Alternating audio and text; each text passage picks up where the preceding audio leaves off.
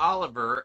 I promoted this interview and I put Sarah for some reason. I don't know who the hell Sarah is, but Kelly is here today.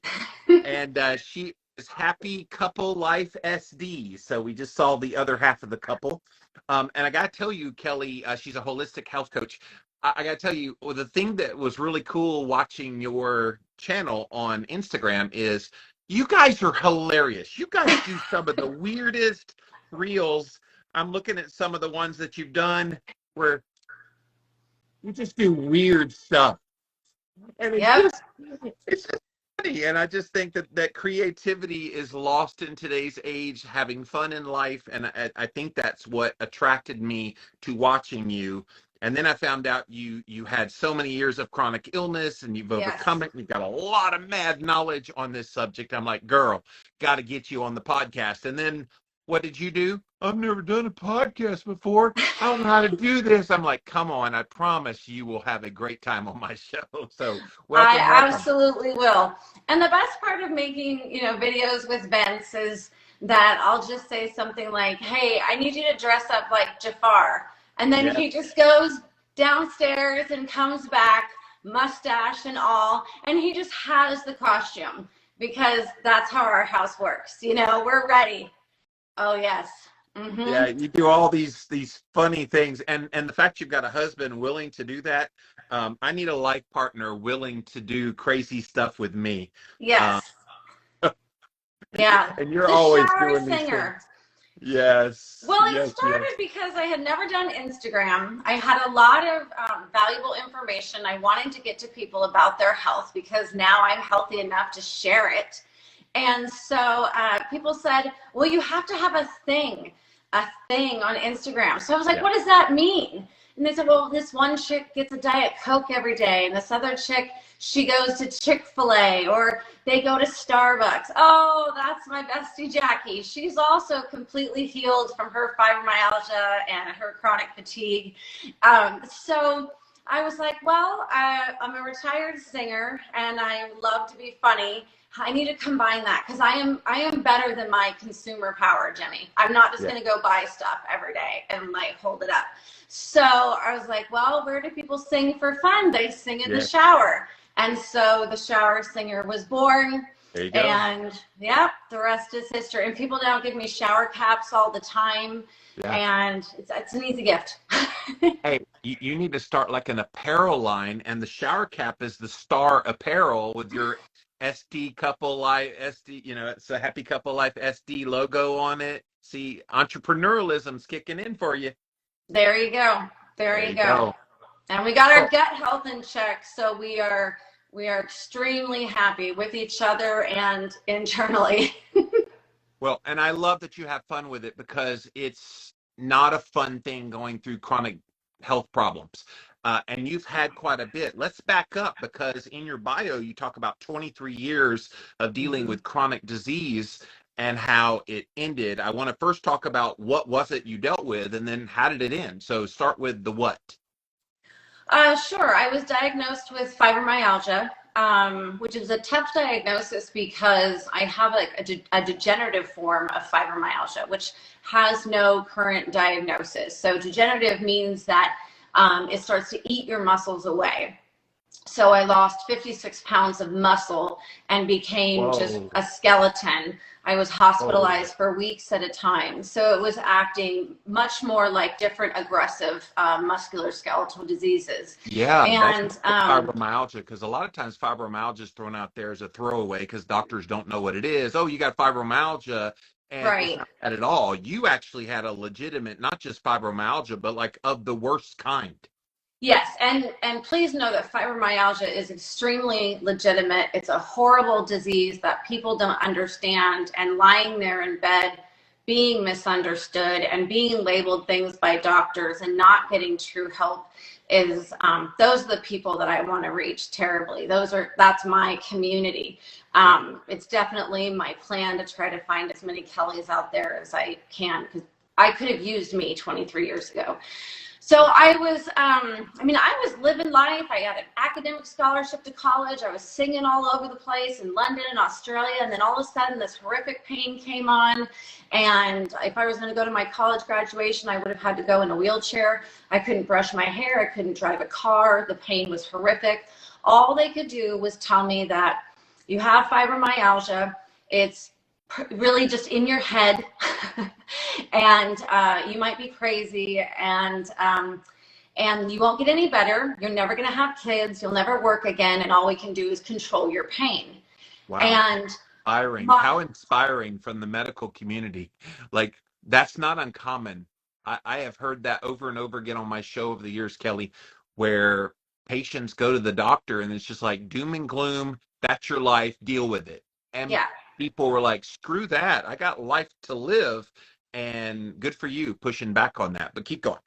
Well, so at that point, I really feel like I want to, applaud doctors. I just feel that Eastern and Western medicine need to become best friends. Yes. I feel that pharmaceuticals can be absolutely life-saving, but that nutraceuticals can give you your life back. Yes. And I feel that doctors just don't have enough time to know both mindsets in both worlds. So, but when I was told that, at 19 years old, one, I was like, you must not know Jesus. And then two, I was like, you also must not know how capable I am. And I just thought I could research myself well. So I started reading medical journals, and I started just reading encyclopedias of herbs and studying different schools of thought. And so over the years, I went to every unconventional doctor, did every kind of treatment, and during that time, I was just slammed with painkillers, which led to my intestines and gut health just completely losing control, and I had to have a foot of my colon removed. Whoa. And so, yeah.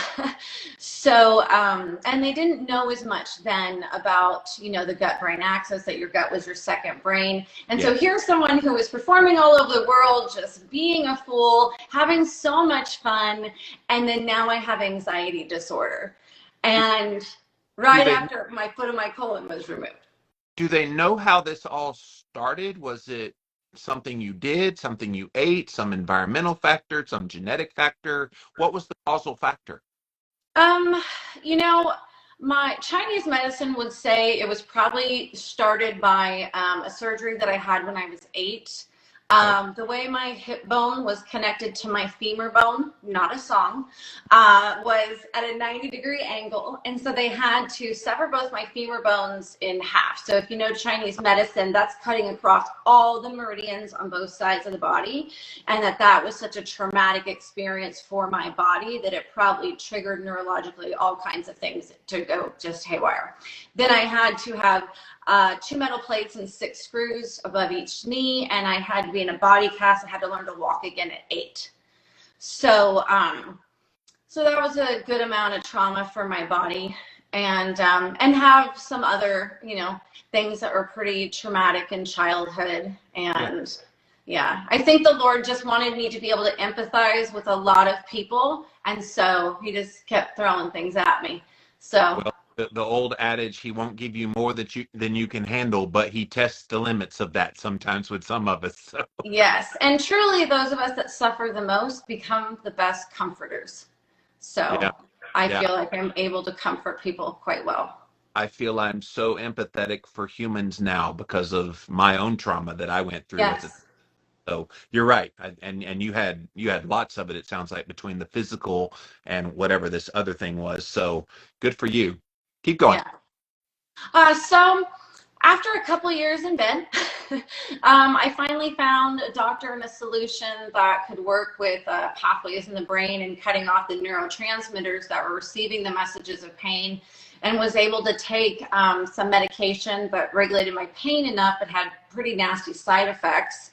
I then started going to and teaching yoga, doing medication, being able to kind of control the messages of pain through deep meditation and prayer, and was able to get off the medication, really working on my diet. And did pretty well, but my stomach still controlled my life. I did become a teacher, and I taught health and wellness, and I taught yoga and volleyball. I taught English and drama in junior high.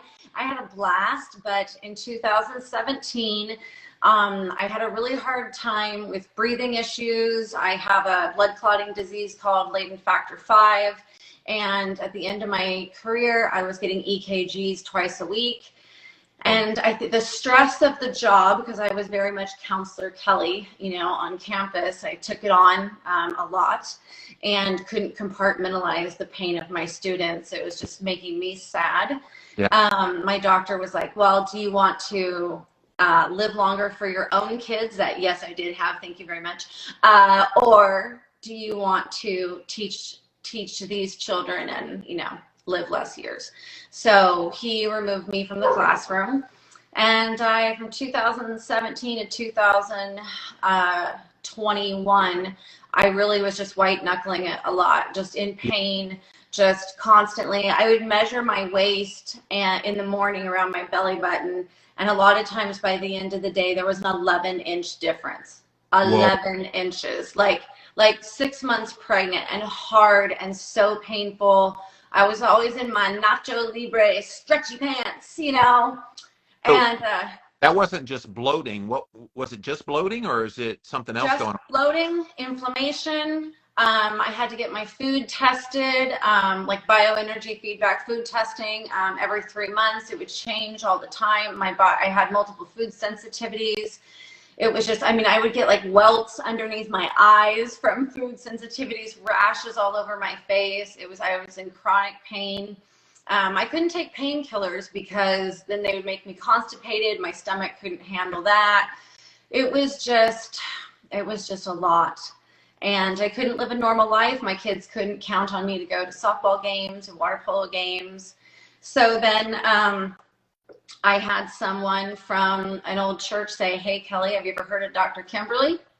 And I was like, I haven't. And she said, well, he is an MD and a certified naturopath. And all of a sudden I was like, that's odd. That's a lot of education. And she said, yeah, he has this lineup for gut health and for inflammation. Just would you give it a try? And at first I was like, there's something I haven't tried. And so I was like, yes, I'll try it. Let me see what it is. Try it. And went on this system. And after all my years of searching and so much money that I've spent at wellness centers, within a week, I started to just feel like, wow, I can move my shoulders better. I'm not ready to take a nap yet today. My stomach is like only a few inches bigger. And by 6 weeks, I was able to get off about 29 prescription and over-the-counter medications. Whoa. Mm-hmm. And 2 of them are really strange because the inflammation went down so much in my respiratory tract that I was taking my inhaler 3 times a day and steroids twice a day for my lungs. I was taking steroids for my eyes inflammation. I had all kinds of steroid creams. The list of things that I had to take just to keep me going, and IBS medications. Just wow. Look, Kelly, at all the people who are on that multiple pill regimen like you were. What was the on at one time? I couldn't hear. It dinged and I couldn't hear. What was the maximum amount of pills you were taking at one time? 29. So the 29. Okay. So almost over two dozen pills. And there's people that do that and they're just like, well, okay, well, this is the way to health. And again, like you said earlier, not to minimize those people who actually need pharmaceuticals, but when there's a nutraceutical solution and it's not being offered, that's only half medicine. And so good for this MD naturopath. I've literally I need to interview that guy because I've never heard of him. You should. He's brilliant. Connect me after we're done because I would love to pick the brain of someone like that, because it's what you said earlier, connecting the best of Western medicine with the best of Eastern medicine and really actually healing patients. And you're a living example.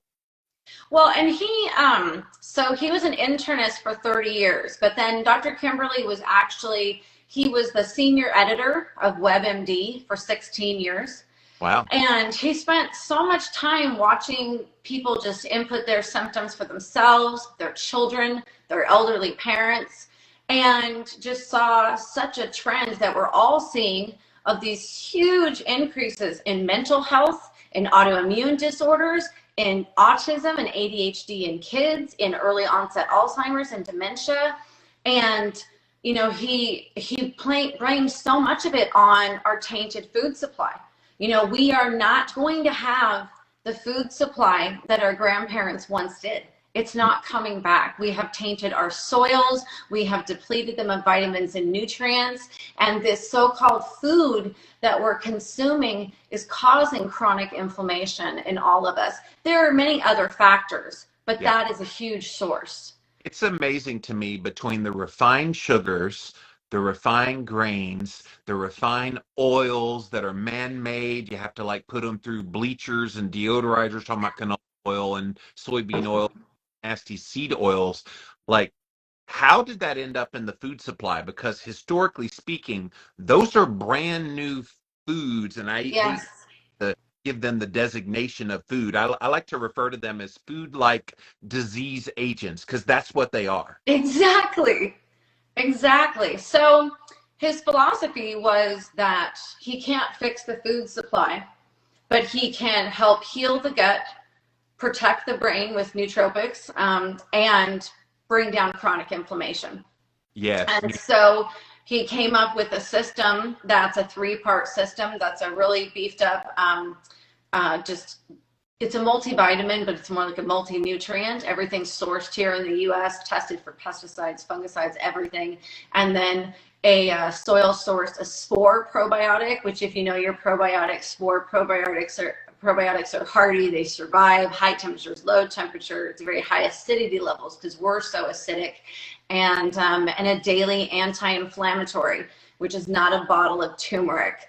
It's a huge combination of boswellia and bromelain and devil's claw and all these things that affect inflammation in the brain, your respiratory tract, your gut, everywhere, and controls my pain completely. I can breathe freely. I don't need any medication to control my breathing. I don't need my ADHD medication anymore. I can completely focus. My mind is clear. That was a great one to let go of. I can wear fitted pants. So it was a complete transformation for me. And I've been able to watch so many people experience the same. Everything works for different people, but it's worth a try for anyone who's suffering. Man, you definitely are a compelling story, and I'm really glad to have you on here today, Kelly. Now, we did talk about earlier you were on 29 medications. How many of those were related to mental health? Let's see. I had an onset anxiety medication. I had 2 different long-term anxiety medications, and then a 3rd anxiety medication for sleep. Yeah. I had to take a different product of his. I take his sleep products now. So. Psst, come here. I got to tell you about this kit. It is a hair mineral analysis kit to determine your deficiencies in key minerals. It'll also show you your toxicity with heavy metals. It'll show hormones, your immune system, your thyroid, your adrenals, and your metabolism, all in one kit. And all you got to do is go to upgradedformulas.com. Use the coupon code Jimmy. You'll get 15% off this kit. But they have everything that you need to just basically give them a piece of your hair, and they'll show you how to do that. And then you mail it in, and they'll show you specifically where you have deficiencies. And then go to upgradedformulas.com. They have a full array of nanotechnology that will help you shore up those deficiencies in the minerals. So again, upgradedformulas.com, and check it out. Test, don't guess. So 4 meds, it sounds like you came off of with a protocol. And look, psych meds are like candy these days. And of course, with all the code words, pandemonium of the last 2 years that we went through, a lot of people started dealing more and more with this. And of course, it was just the stress of all the everything. Ah, it was the junk food that people turned to as comfort that then Yes. impacted that then impacted their brain, right? Yes. So, and something that people make just really, it's not common knowledge, is that gut-brain axis is Yeah. how our gut communicates to our central nervous system. And so, and the food that we crave a lot, the comfort food, is actually a craving coming from our bad bacteria. Yes. Because there's a lot of GI specialists will describe it as a war going on. You have a war of the good bacteria and the bad bacteria taking place in your gut. And your good bacteria, they are producing, your serotonin and your dopamine. Most people have no idea where serotonin comes from, but serotonin is your happiness. Okay, it's your happiness. It also helps in digestion, but serotonin, if you want to have thriving serotonin, you need to be feeding your good gut bacteria. People will say all the time that they don't need a probiotic, but they're struggling with anxiety and depression because they don't know the connection. But not only is it produced by your good gut bacteria, it is stored there. Some people say up to 95% of our serotonin is stored in our gut. Whoa. Yeah, crazy, right? So Huge. Huge. So it's stored in our gut, okay? And then the bad bacteria, that is producing things that are going to cause anxiety, depression, obesity, OCD. So when we think, oh, I'm upset, I want a piece of cake, I want, comfort food, it's because bad bacteria craves the bad food that created it. Yes. Okay, so it's a cycle. You think you're eating from depression, but it's your bad bacteria that is causing your good bacteria that creates happiness to throw off an imbalance, and then you crave the bad food that created the bad bacteria. And this is why when people make a diet change, Kelly, they sometimes say, well, I have cravings for, and they name some crappy garbage, crappy food. And I'm like, no, that's your bad bugs in your gut talking. Yeah. You're not actually craving those things. Your good bacteria crave nutrients. Your bad bacteria craves junk. Yes. And so it's interesting because just so fun to talk about poop for a minute, but when they I love a good shitty podcast. Let's go.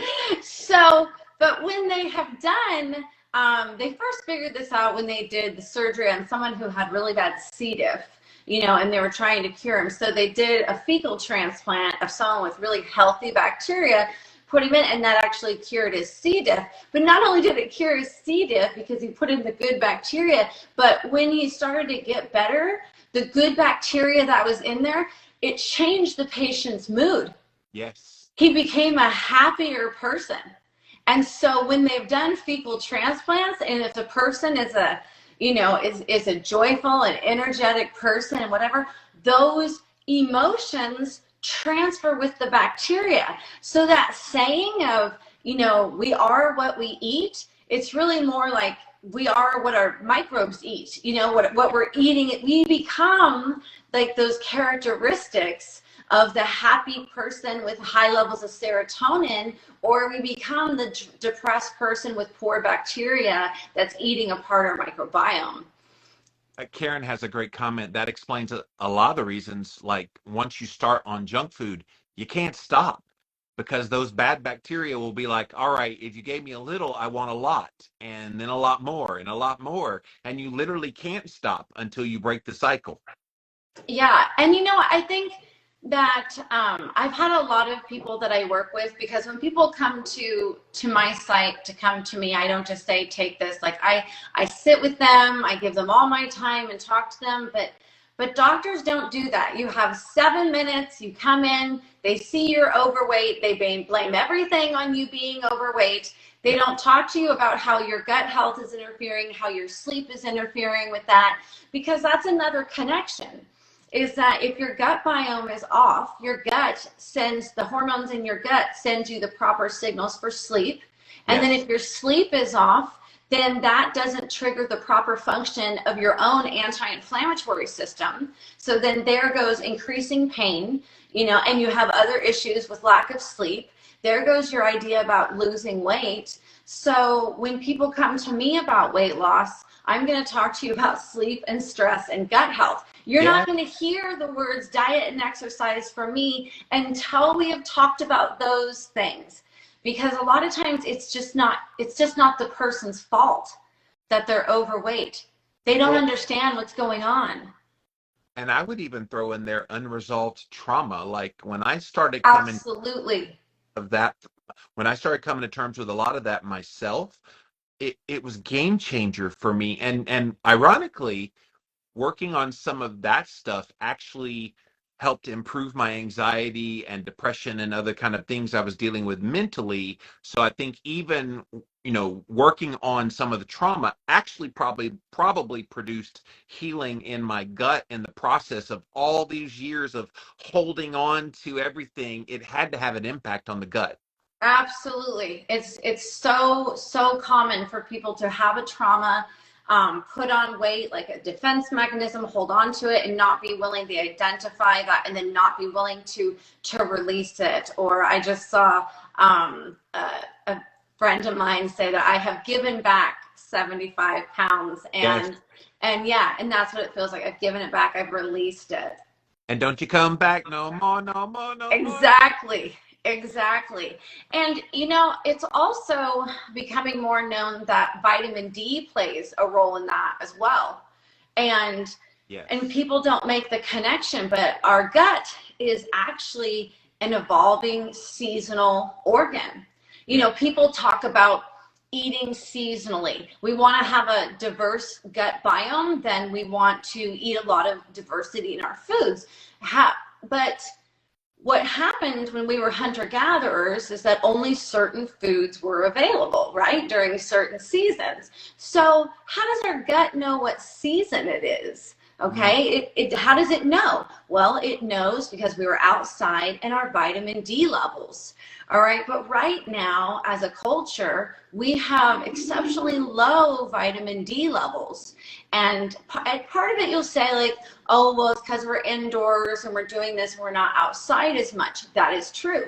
But the other part of it is that some of the pesticides and things being added to our lovely food supply are inhibiting the hormones in our liver that actually make vitamin D into its active form. Yeah. And so even if we're getting sunshine, I live in San Diego, I'm out in the sun all the time, but my vitamin D levels have been extremely low for years. Yeah. So if your body has extremely low vitamin D, what season does your body always think it is? Winter. Yeah. So then if your body thinks it's winter, you are in a stagnant place with your gut. And then your gut is telling you it's winter. Eat all the food you can to store and put on weight until the sunshine comes out in spring. That's amazing. And it's also what's depressing. And I haven't asked you your nutritional philosophy. I want to get to that in a second. But it's also why a lot of plant-based advocates who are also low fat tend to struggle with their mental health, because this connection to vitamin D we're talking about here. Vitamin D is a fat-soluble vitamin. A, D, E, and K are the 4 fat-soluble vitamins. And so if you're not consuming fat, you can't absorb it, you can't make it, you can't use it. It's just inoperable in you, and it's that perpetual winter you were just describing. So what is your nutritional philosophy, by the way? For myself or for everyone? Well, there is no every. I'll say, because I don't have one for everyone. People need to, for me, I do mostly meats and healthy fats, and I sprinkle in some low sugar like berries and some vegetables. But because I've had a foot of my colon removed, my body cannot break down the amount of vegetables that I would need to be nutritionally sound. And so, and so many of our vegetables are made in a way, even if they're non-GMO, even if they're organic, unless I know exactly where they were sourced, etc., they cause inflammation. And so our food supply and soils are just, they're not where they need to be. So I actually drink a greens to get my greens, all organic, and I know where they're sourced. So I'll drink a greens pack every day and put it in water. And so it's done a lot of the breakdown for my stomach. Nice. Because if my body has to keep breaking down, for me, it's just too much irritation. So I eat twice a day. And then I'll drink greens. But I definitely use digestive enzymes. Yes. We do not have the digestive enzymes that we need to break down our food. And so some of our food will sit there like Elmer's glue. And so I take a blend for all kinds of things, for gluten, for dairy, for fats, for protein, for beans, for nuts, all in one digestive enzyme. Wow. But yeah, I focus on animal protein and fats and some fruits and veggies. I went vegan for an entire year and I never was sicker in my entire life. Yeah. Yeah, well, it was one of those things where, see, when you're chronically ill, you'll try everything. Anything. And I do wish animals were treated better. And I do at least buy the best sourced and the most humane, types of meat and things like that. I hate all of that. I wish in a perfect world, all of the sourcing of meat and eggs and things could be different. I'm not happy with the way animals are treated. So my husband and I both went vegan for a year, but it made me so terribly ill. Yeah. Yep. We're feeding all the bad gut bacteria like we were talking about earlier. Yeah. I think it's glorious to have fruits and vegetables. In fact, I was just watching a reel yesterday from a dietitian kind of guy, and he's like, I don't understand all these people that diss on fruit about how it's toxic for the body. And so I went in his comments and I said, well, fruit in and of itself is not, but the way it can respond in someone who has gut dysbiosis or insulin resistance can cause gut irritation. And so little by little, I think we can get the message out there, but it just takes trying to change people's view of something that they've always looked at as a good thing and say, okay, it's good, yes, but in the right context. Yeah, and I know that a lot of people say it's suggested by doctors, well, hey, if you want to, improve your gut biome, go Mediterranean diet. Because it has polyphenols, it has the omega-3s, like that's the way you should go. But some people won't feel well on that. It's so personal. And it really has to do with what level of inflammation are you at and what is your body specifically sensitive to. It's so personal. And I experienced that completely when, I would have my food tested every 3 months. Sometimes the test would come back, the only fruit you can have is a blueberry. And then 3 months later, it'd be like, don't touch blueberries, because my body was so out of whack. And so it was a fun game for me to play out at dinner. Yeah. So, yeah. Talk about how people handle stress, because stress is one of those things that can disrupt your gut health, apart from the food you eat, but also your response to stress is actually impacted by the very gut health that's out of whack. And so kind of talk about that a little bit. Yeah, so your gut controls a lot of things. It controls your immunity, it controls your mental health we talk about, but it also controls your stress response, actually how you respond to stress. So if you have, a lot of your good bacteria controlling your gut, then you have all of the calm, happy, and emotionally stable, I guess I would say, bacteria controlling you.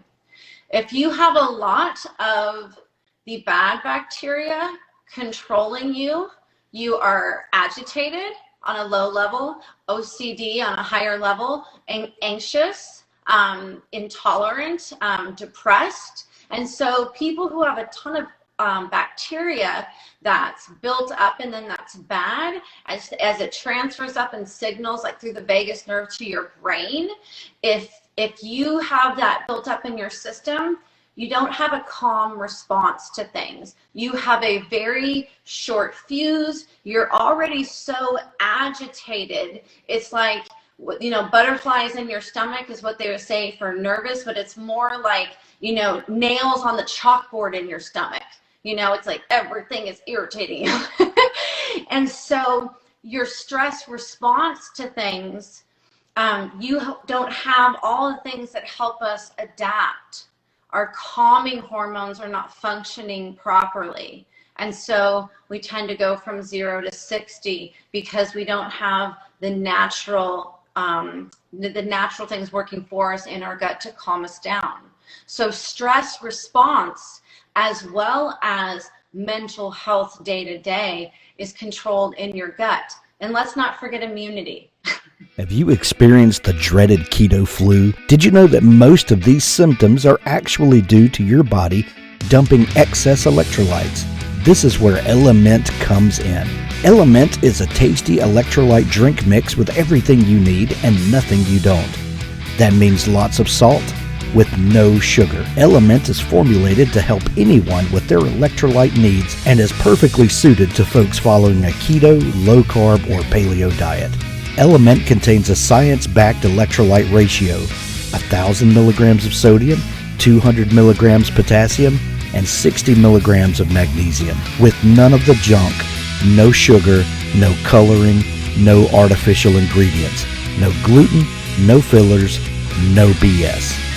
Everyone needs electrolytes, especially those on low-carb diets, or if you practice intermittent or extended fasting, if you're physically active, or sweat a lot. Add Element today and see how much better you feel and perform. Use the URL drinklmnt.com/Jimmy. Yes, and so all these people that do biohacks, and I'm one of those wackadoodle people that does lots of biohacking, ice baths and red light therapy and vibration and vibration play and grounding, all the things. We're probably impacting our gut health with those things, because I can tell you, and especially the ice baths I've been doing in 2022 every day, I feel mentally so calm, so at peace. Something radical has definitely changed. Absolutely. Absolutely. And you know, when I've worked with people on anxiety and used cold shower therapy, Yes. Part of the thing that they do for cold shower therapy is to just get in the shower and then slowly turn it to getting as cold as possible. And that's supposed to be done in the morning to help you say, no matter how uncomfortable it gets, I can stay in a state of being calm. I can be calm. And you're programming yourself to breathe through it. You know, because when I watch your videos, you're just doing such a great job. You're not like, you're not doing face gymnastics like you're, know. I'm 80 something days into it now, so I pretty quickly adapted. Now, when I first got in, it was all the things that you would normally think of, but then I learned just start the breathing right away. And you know what it's transferred to is when I get in a stressful situation in life now, I just breathe the same way as I do in 32-degree ice water, and magically I stay chill. That's perfect. Yes. Well, that's coming into your vagus nerve too, like the breathing, singing, laughing, like, that all, that helps bring about a sense of calm, Never done on a podcast, and I know he's watching because I see him writing comments down there, but Vince, hey Vince, come up here for a moment. Come up, buddy, because you got quite the story to tell. There he is. He wasn't that far away. No. Tell the story about out of the parasailing and how you healed. I thought it was a really fascinating story. Oh, when I was parachuting. Parachuting, sorry. Yeah. So this is a funny story to me, but everyone else thinks it's very tragic. So I apologize if I giggle a lot. Back in 2007, before I went on deployment back to, I think we were going to Iraq at the time, we have to jump to maintain our jump status. So it's just really a fun jump, just get it out of the way. And I woke up in the hospital. Don't remember much of anything, but I was told that I was a towed jumper. The cord that usually pulls my parachute didn't pull the parachute, and it looked like I was ready to be cut free and to pull my reserve chute, but I was unconscious because my head hit the plane, 500 miles an hour. It's gonna rattle you. You're gonna feel it. He was knocked out. Yes, I was unconscious, and then they cut me free. I hit the ground, but I hit perfect mud. Jesus makes perfect mud, and this mud was so perfect that not only did it not break every bone in my body, but it was so perfect that it wasn't close enough to the water that it filled up and I drowned while they were looking for me. So that's how they found me. They saw my boot sticking up, and they brought me to the hospital, and my phone in my pocket woke me up. This was back when Wait, how far did you fall and live? Oh goodness, it was 882 feet. Whoa. 882 feet. Yes, the second longest free fall in the world. Wow. Where the person lived. But you know what?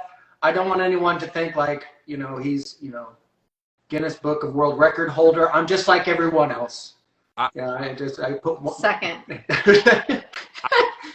Take it away from me. I want to know what plan God has for you, Vince, because you don't survive something like that without something big happening in your life. That was the second one. I thought that like after the first one, that was, so my head injury left me with what's called normal memory. I think most people have that. They have normal memory. That's what I was downgraded to. So, and it feels fun. I don't see why anyone complains. It seems okay. But the week prior to my accident, we hit a deer, and it came through the windshield, and I was in the back, and it hit me square in the face. Whoa. Yeah. So he has a picture holding the antlers in the back seat, and the deer just hit him in the head. Yeah. And that was the week prior. I got a concussion from that, but no injuries. So, and it was just like a list of what I would call close calls that kind of made it where it's just like, quit fighting it. You're going to live for God, whether you like it or not. Dude, and your story of the aftermath of not just one of those instances, but both of them, was you could have very easily been anxious and depressed and scared to get in a car and scared to, jump out of a airplane anymore. That was not a problem, was it? No, my memory didn't, it doesn't really work like that as much. I don't form new memories or stick with new memories very well, which also kind of leads into a lot of anxiety. Your personality and everything is built from your experiences. And, my body, like my brain doesn't keep up with those experiences and kind of adjust me. So you start to get on edge and really anxious, and trying to look back and understand things is difficult. So I started having difficulty, sleeping, anxiety. My food was, always comfort foods. Weight was an issue, inflammation, stomach problems. So guess what I did? Yeah. I put him on the lineup of anti-inflammatories and probiotics, digestive enzymes, and multivitamin and vitamin D. And I didn't believe it at 1 second. She said to take these pills, and I was just like, okay, whatever. And it wasn't until the doctor told me after my blood test, he was like, oh, you don't need to take these medications anymore. Your cholesterol is now normal. We can drop that down to half. All these things that I thought were just a part of my life now, they were like, yeah, you don't have to take them anymore. And I was like, why? And they're like, well, you're getting better. And I'm like, I'm not doing it. And I was like, oh, those crazy pills. Yes. And I was like, okay, I guess I'll keep taking them. And then other things started happening. Like, I have to take a testosterone supplement. And they're like, yeah, you only need to take half the amount anymore. Your body is starting to produce the testosterone on its own. And I'm like, that's not supposed to happen. He takes the Men's Vitalize, which is full of adaptogenic herbs. So if your testosterone is too high or too low, it'll regulate. When he hit his head on the plane, he damaged his pituitary gland, which regulates testosterone. So I put him on that. So, yeah. I feel like a teenager again. TMI, bro. TMI, but thank you, Vince. You can thank you so much. I gotta get out of here. You guys gotta be back. Okay, yeah. No, that was a fascinating story. Thank you for allowing him to bogard your interview here for just a few moments. No problem. 10-year-old next, because your 10-year-old has also seen quite the turnaround mentally with some of the protocols that you did yourself. So, girl, you changing your family. Tell us about the 10-year-old. Yes, my 10-year-old son, Trevor, he has a really extreme case of ADHD. I was a teacher for years. I have my master's degree in teaching special populations, kids with autism, ADHD, and gifted children. So I've seen a good amount of cases. And so I put him in behavioral therapy when he was probably 4. And we have a test that's called the statue test to see how long, when given direct instruction, a child can hold still. So to gauge where Trevor was in the 0.1 percentile. So the rest of the world can hold still better than my son. So 0.1 percentile. So he struggled in school. He was constantly off task. He's brilliant. His IQ was in the top 6% of the world. But he was not at grade level. He probably paid attention to like 11% of what his teacher was saying. And he was on my campus. So the teachers gave him a ton of, chances, but he would get kicked out of class, usually 2 grades up into my daughter's class age. And then he was humiliated. He just hated school. So I said, you know what, I'm going to put him on the Q course, see if we can get his gut biome in balance, see if we can get inflammation specifically in the brain down, calm his nerves down, and put him on Q core. And he immediately, I saw a difference in his rage. Like, he would play video games sometimes, think something wasn't fair. He would throw his remote. We'd have to sit and, have like this counseling session with him. He just wouldn't start crying right away. When his sister would pick on him, he was more in control of his emotions. He just didn't go from, 0 to 60.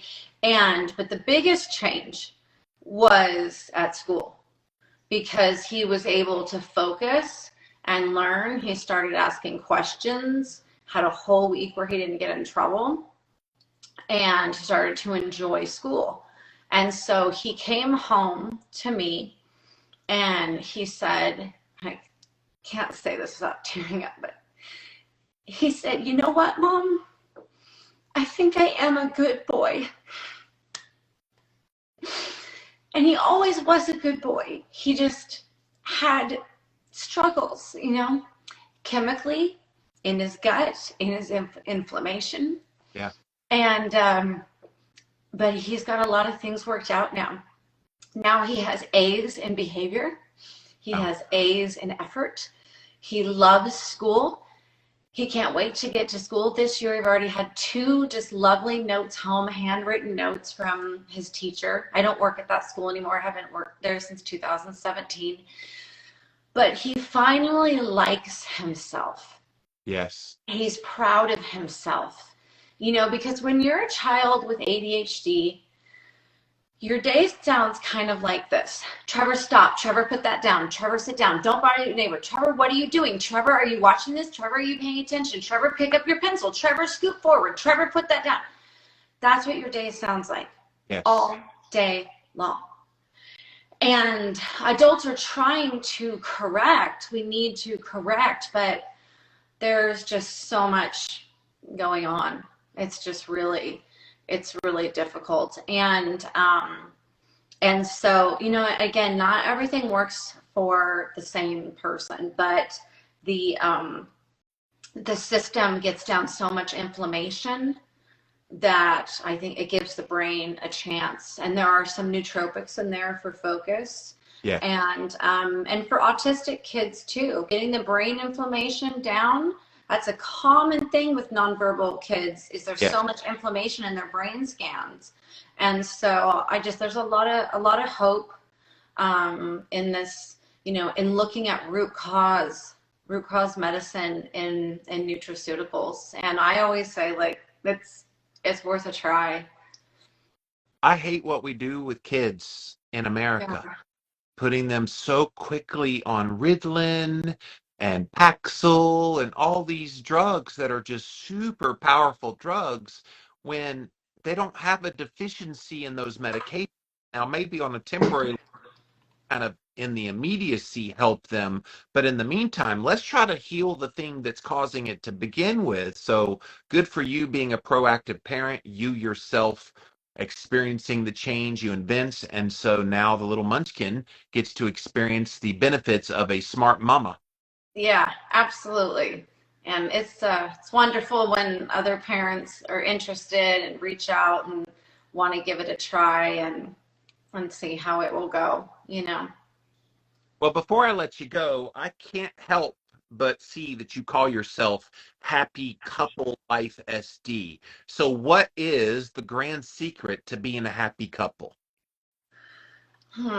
I think, honestly, putting your partner's joy and happiness above your own. Yes. And then if you're both committed to that, you really can't fail. You know, every day I want Vince to be so happy to see me. I want to know that I create joy in his life. And part of the way as a wife that I can create joy is by taking care of myself. Yes. Because at the end of the day, husbands want to come home to a woman that's happy, not crazy about everything, and, you know, but that just kept herself joyful in the day because that's the woman he fell in love with.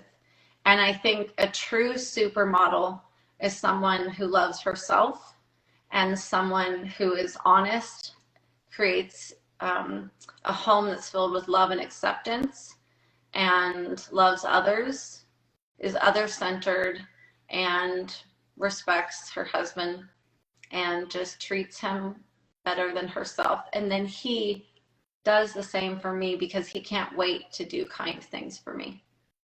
And Vince hit the jackpot. Not only does he get all of that wonderful respect and love that you give him, but you're also a very beautiful woman. So there you go. Got the best of the world. And that big smile. I know you bring a smile to his face with that smile. So Thank yes, you. I'm a good suck up. Am I working on it? Am I working on being a good guy for some girl? You've always been a good guy. I love watching your shows. Now we gotta find you your girl. Yes, she's out there somewhere over the rainbow. Exactly. That's Kelly Oliver, not to be confused with Sarah Oliver. I don't know where that came from, by the way. Okay. Perfect. You were like writing me. I was going to bed last night, and you're like, you know, my name's Kelly, not Sarah. I was like, I don't know why I wrote Sarah. So, but Kelly Oliver was here today. Happy Couple Life SD is her username over on Instagram. And she mentioned her website earlier, completetrifecta.com. And it talks about the healthiness and the happiness and the holiness. You guys are you encompass all three of those things. So thank you so much for being here today. It was such a pleasure to interview you. Thank you. Thank you so much. Have a blessed and beautiful day, everyone. Yes, and thank you guys. Appreciate you being here. Jennifer said Kelly always brings a smile to everyone. Yeah, but thank you, Kelly, and thank you. You want to say something on the way out? Good night, sweetheart. Well, Oh, Bye, guys. Bye.